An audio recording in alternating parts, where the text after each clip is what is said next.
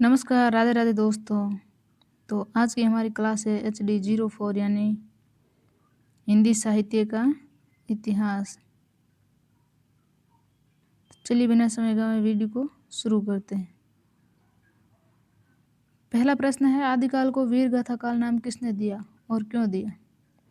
तो आचार्य रामचंद्र शुक्ल ने इस काल में वीर गाथात्मक रासो ग्रंथों की प्रचुरता और प्रधानता के कारण इन्होंने इसे वीर गाथा काल कहा। प्रश्न संख्या 2, हिंदी साहित्य के इतिहास का प्रथम काल विभाजन किसने किया? तो जॉर्ज गियर्सन ने अपने ग्रंथ the modern vernacular literature of Hindustan में पहली बार व्यवस्थित काल विभाजन किया। प्रश्न संख्या 3, आदिकाल को बीजोपन काल नाम किसने दिया? तो आचार्य महावीर प्रसाद द्विवेदी ने आदिकाल को बीजोपन काल नाम से अभिहित किया। प्रश्न संख्या 4, भक्ति काल के किन्हीं दो मुख्य काव्यधाराओं और उनके कवियों के नाम लिखिए। तो पहली है ज्ञान आश्रय, जिसके कवि थे संत कबीरदास, ये संत काव्य था। सेकंड है प्रेम आश्रय, जिसके कवि थे मलिक मोहम्मद जायसी, ये सूफी काव्य था। प्रश्न संख्या 5, सूफी काव्य धारा की दो प्रमुख विशेषताएं बताइए। तो ईश्वर को प्रियतम यानी महिला और स्वयं को प्रेमी रूप में मानना, दूसरों है प्रबंधात्मक काव्यों की रचना और मसनवी शैली का प्रयोग। आप चाहें तो इन्हें नोट्स के रूप में कॉपी में भी लिख सकते हैं याद करने की। प्रश्न संख्या 6, रीतिकाल को श्रृंगार काल नाम किस विद्वान ने दिया? तो आचार्य विश्व प्रसाद मिश्र ने रीतिकाल में श्रृंगार रस की प्रधानता को देखते हुए इसे श्रृंगार काल कहा। प्रश्न संख्या 7, भारतेंदु युग के किन्हीं दो प्रमुख साहित्यकारों के नाम लिखिए। तो पहला था भारतेंदु हरिश्चंद्र, दूसरा प्रताप नारायण मिश्र, या फिर आप कह सकते हैं बद्री नारायण चौधरी। प्रश्न संख्या 8, छायावाद की समय सीमा क्या मानी जाती है और इसके प्रवर्तक कौन है? छायावाद की समय सीमा है वो संवत 1918 से 1936 तक मानी जाती है। जयशंकर प्रसाद को इसका जो है प्रमुख स्तंभ या फिर प्रवर्तक माना जाता है। प्रश्न संख्या 9, अंधा युग और उर्वशी किसकी रचनाएं हैं? तो अंधा युग धर्मवीर भारती की रचना है और उर्वशी रामधारी सिंह दिनकर की प्रसिद्ध काव्य कृति है। प्रश्न संख्या 10, हिंदी के किन्हीं दो प्रमुख आंचलिक उपन्यासों के नाम लिखिए। याद रखना, आंचलिक उपन्यास की अगर बात आए तो पहला है मेला आंचल, जो कि फणीश्वर नाथ रेणु ने लिखी थी। दूसरा है बलचनमा, जो कि नागार्जुन ने लिखी थी। अब खंड ब, जिसमें 4 प्रश्न आपके दीर्घ उत्तर वाले हैं। प्रश्न संख्या पहला, छायावाद की प्रमुख प्रवृत्तियां या विशेषताएं संक्षेप में लिखिए। तो छायावाद की काव्य की प्रमुख विशेषताएं निम्नलिखित है। पहला है आत्म अभिव्यक्ति की प्रधानता, कवियों ने अपने सुख दुख और व्यक्तिगत भावनाओं को व्यक्त किया है। ठीक है, छायावाद की अगर प्रमुख विशेषताएं बताई जाए तो। दूसरा है नारी सौंदर्य और प्रेम, नारी को प्रेरणा और श्रद्धा के रूप में चित्रित किया गया है। प्रकृति का मानवीकरण, प्रकृति को एक सजीव सत्ता मानकर मानवीय भावनाओं का आरोप किया गया है। रहस्यात्मकता, अज्ञात सत्ता, ईश्वर के प्रति प्रेम और जिज्ञासा का भाव व्यक्त हुआ है। देश प्रेम की भावना, अतीत के गौरव और राष्ट्रीय चेतना के स्वर मुखारित हुए हैं। प्रश्न संख्या दूसरा है सूफी काव्य यानी प्रेम आश्रय शाखा की 4 प्रमुख विशेषताएं बताइए। तो सूफी काव्य की प्रमुख प्रवृत्तियां इस प्रकार है। प्रेम द्वारा ईश्वर की प्राप्ति, अलौकिक प्रेम की प्राप्ति लौकिक प्रेम के माध्यम से मानी जाती है। नारी को ईश्वर का प्रतीक मानना, इन्होंने ईश्वर को प्रियतमा और साधक को प्रेमी के रूप में माना। मसनवी शैली का प्रयोग, काव्यों की शुरुआत में ईश वंदना, पैगंबर स्तुति और राजा की प्रशंसा की गई है। और अवधी भाषा, सूफी काव्यों में मुख्य रूप से ठेठ अवधी भाषा और दोहा चौपाई शैली का प्रयोग हुआ है।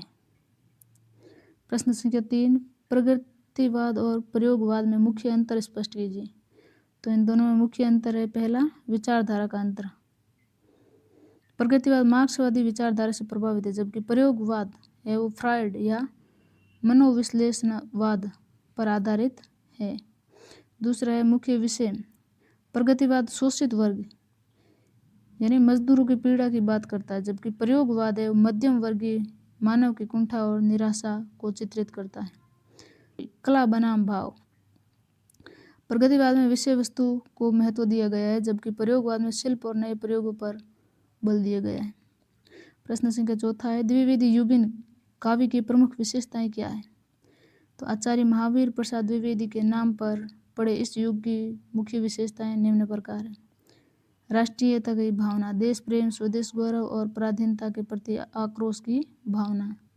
नीति और आदर्शवाद, श्रृंगारिता का विरोध कर नैतिकता और आदर्श जीवन पर बल दिया गया है। इतिवृत्तात्मकता, कथात्मकता और वर्णनात्मकता इस युग के काव्यों की मुख्य शैली थी। खड़ी बोली का प्रयोग था। कविता की भाषा के रूप में ब्रज भाषा को हटाकर खड़ी बोली को स्थापित किया गया है। अब दीर्घ उत्तरीय है, जो कि 2 प्रश्न है।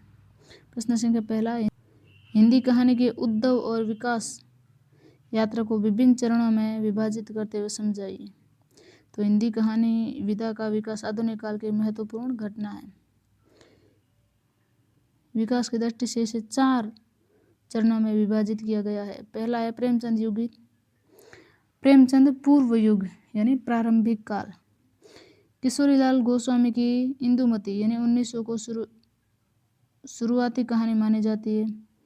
चंद्रधर शर्मा गुलेरी की उसने कहा था इस युग की सर्वश्रेष्ठ कहानी। दूसरा है प्रेमचंद युग यानी विकास काल। ये देखो, प्रेमचंद पूर्व युग यानी प्रारंभिक काल है और प्रेमचंद युग विकास काल है। प्रेमचंद ने कहानी और मनोरंजन के ऊपर उठाकर सामाजिक यथार्थ से जोड़ा है। उन्होंने पंच परमेश्वर, कफन और पूस की रात जैसी कहानियां लिखी। इसी दौर में जयशंकर प्रसाद ने भावुक और ऐतिहासिक कहानियां रची।